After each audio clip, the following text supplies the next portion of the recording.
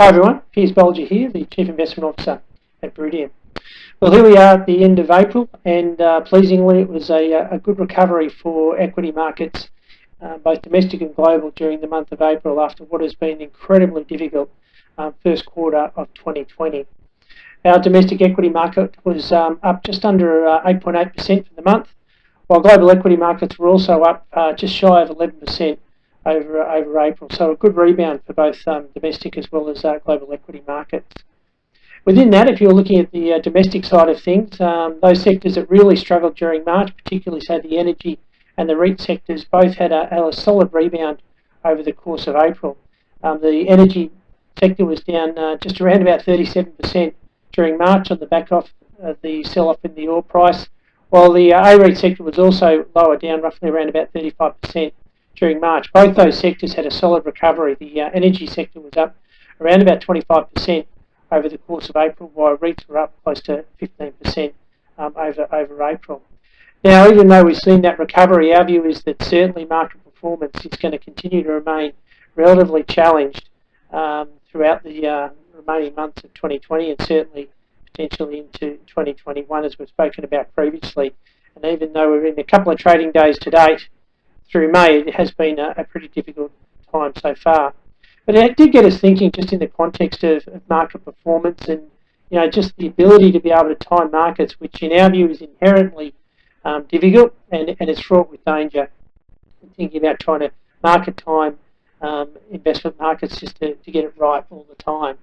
When we think about investing, we often speak about it. It's all about strategy. It's all about trying to, as I said, manage through period of time in regards to the outcomes that you're wanting to deliver from a portfolio standpoint.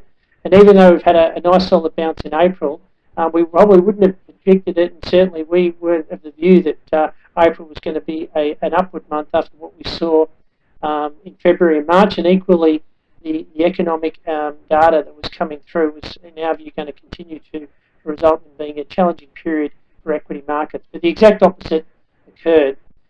We haven't changed our medium-term view in regards to the outlook for equity markets. We still think there's pockets of opportunity, and we still are looking to selectively invest. But it does show, as I said, when you're trying to time financial markets, without a strategy behind it, you can inevitably, as I said, miss out on that upside.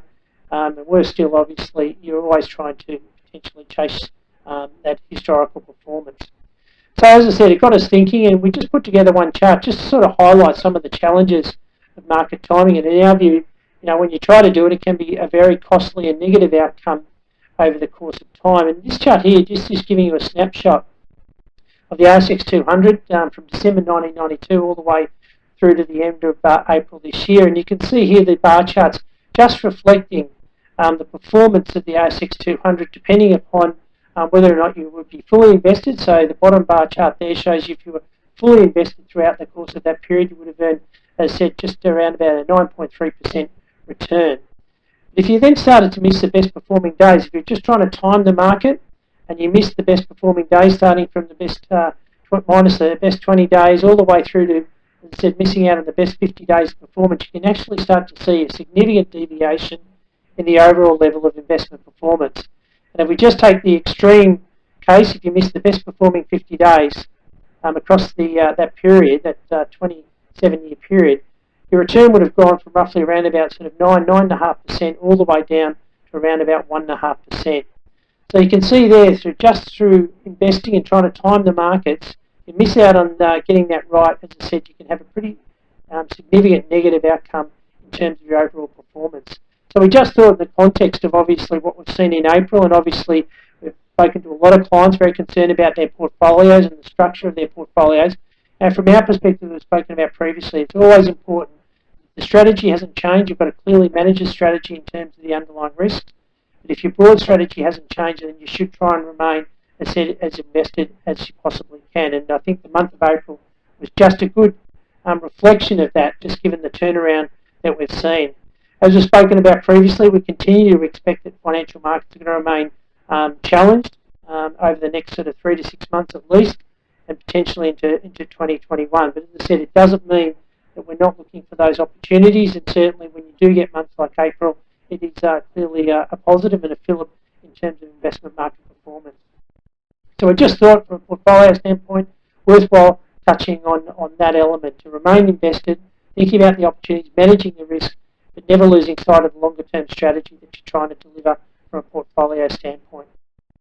As always, if you have any concerns about your portfolio, please feel free to reach out to one of our advisors, and we look forward to catching up again soon. Bye for now.